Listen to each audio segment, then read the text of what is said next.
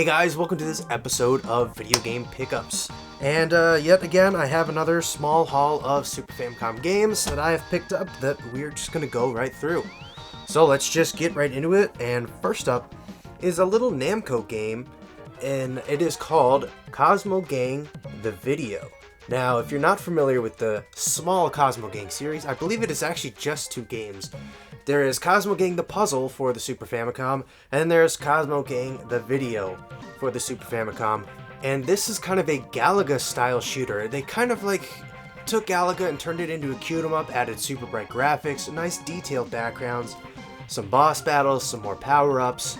It's a really fun little arcadey Galaga-style clone from Namco themselves. So, if you've not heard of Cosmo Gang The Video, check it out.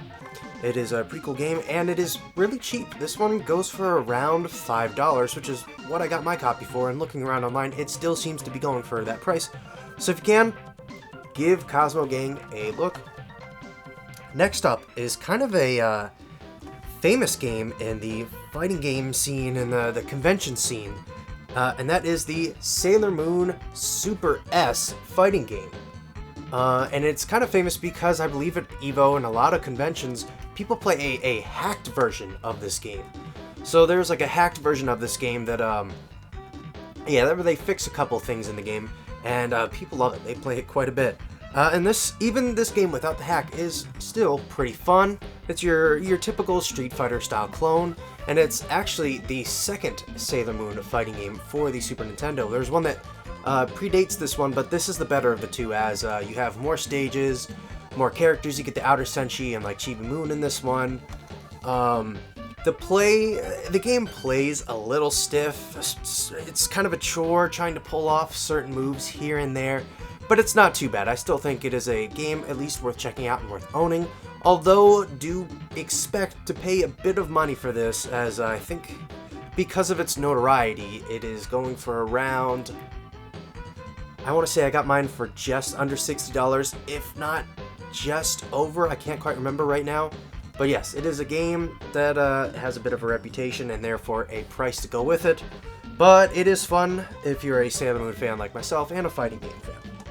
And next up we have one of the best blind buys I've done on the channel. Now, a blind buy is basically just, a game I didn't know a whole lot about when I bought it, and I don't do that very often, except for games I know I'm going to like. And Super EDF was one of those games. It's a shoot 'em up, and I like shoot 'em ups, so I knew I was going to at least enjoy the game. And honestly, it was way better than I thought it was going to be. This game is awesome. I highly recommend checking it out. It's a shoot 'em up, and what I really like about it is that before each stage, you're tasked with picking from 8 different power-ups to use throughout the stage. So you have to kind of approach it with a Mega Man style mindset of, okay, which power-up is going to work best for each stage. So there's a lot of replay value in that. And another thing is that it incorporates some RPG elements. So at the top of the screen, you have a little level up bar. So the more stuff you shoot down, the more you get XP to increase your power-up shots. And that's really fun because it encourages you to play more risky and shoot down more things, because you want those power-ups so that you can fare better against these hordes of ships and enemies that you have to deal with. So Super EDF is a lot of fun. I highly recommend picking it up if you can find it. I got my copy for $13 off of Mercari. I think I lucked out. I would say it is absolutely worth the $13. It is probably worth closer to something like $30, $35 in my opinion. I would have paid just as much for it. Anyways, we are going to move on to yet another shoot 'em up, and this is one that I'm not a big fan of the series. I'm not. So it is Gradius 3, and I've never been a huge fan of the Gradius series. They've just never been quite my cup of tea. But I believe it's been a month now since Jim over at Kid Shoryuken covered it on his channel, and I was like, hey, this looks pretty good. This looks better than I thought it was going to do. And it was, the graphics are nice and big and bright. I love the second level where you end up fighting this blob type monster, just big old gelatin style monster. It looks awesome. There is a bit of slowdown in the game, but I can excuse that in a shmup. since it usually helps me out and gives me more time to assess my situation and dodge bullets.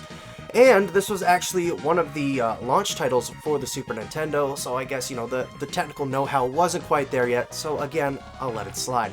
But Gradius 3 is an awesome game. I highly recommend checking it out, and since it is a launch title, there is a big production on these, so they're typically pretty cheap. I got my copy for $13. I believe a US copy goes for a little more, closer to like $16 to $23, but regardless, this game is absolutely worth it. And then lastly, we kind of have the surprise of the bunch here. And it has quickly become one of my favorite RPGs, and this was yet another blind buy. So prior to buying this game, I had looked it up online, I think a couple of times, and seen some screenshots. I was like, hey, that seems kind of neat. I'll import that since it's cheap. And the game is none other than Hudson Soft's Daikaiju Nagatari. If the camera will focus. There we go. And it is a very simple RPG. So what do I love about it? I love its simplicity. It reminds me a lot of Final Fantasy I and a lot of Dragon Quest III. And what I love about both of those games is that they are very simple. And you don't have to deal with the excess fat that a lot of RPGs added on in the future. But for Daikaiju Nagatari, you're never stuck in one place for very long. It's a very breakneck game. It kind of has the pace of, say, a Mystic Quest, where, yes, you're never stuck in a town talking to people wondering what your next quest is going to be. It's usually, oh, hey, here's your next quest. You can talk to some other people in town and do this and that, but this is where you need to go next. Go do that. Oh, great, I'm doing this now, and now I'm on the way to the next village to go do this. So dungeons don't take forever. That's something I absolutely love. Most dungeons can be superseded in a mere 10 to 15 minutes, including battles. So it's not it is not like an overbearingly long RPG. And so, for example, there's a level in the game, it's the Haunted Maze Forest, and you can get through that Haunted Maze Forest in about 5 minutes. It's super easy. It's great though. I just love that I'm not banging my head against a wall in a dungeon trying to figure out where to go or how to solve this puzzle. It's like, no, you're gonna go here and you're gonna fight this monster, and then you're gonna come back and you're gonna go to the next town and fight some other monster and blah blah blah blah blah. But that's what I really like out of an RPG. And then the last point I want to bring up about the game and why I like it so much is that it allows you to pick your party. I love that feature. It's one of my favorite features of Final Fantasy I, is being able to pick my party right out of the bat. You know, if I want a spellcaster, I can have a spellcaster. If I want a fighter, I can have a fighter. And I can have a full party at the start of the game. So while you don't quite get a full party at the start of this game, by the time you get to the second village, you can go to the guild hall and pick out your adventurers. So you can have like a heavy, or you can have a fighter, or a spellcaster, or a healer. It's great. I love that. I love being able to fill out my party very early on and getting to choose what archetype they are, because that really nails that RPG D&D feeling for me. That's something I love from an RPG, and this game absolutely delivers on that. As somebody like myself who has gone on record and said that they're not the biggest RPG fan, I absolutely loved Daikaiju Nagatari, and even if you're really into RPGs, if you're an RPG snob, I would consider giving it a shot, as it does have a fan translation known as Super Shell Monster Story. I highly recommend checking it out. But anyways, that is going to do it for this episode of Video Game Pickups and this small stack of Super Famicom games. Go ahead and check out my other video game pickups, my reviews, my side quest episodes, and whatever else appears on the channel. And until next time, I'll see y'all again.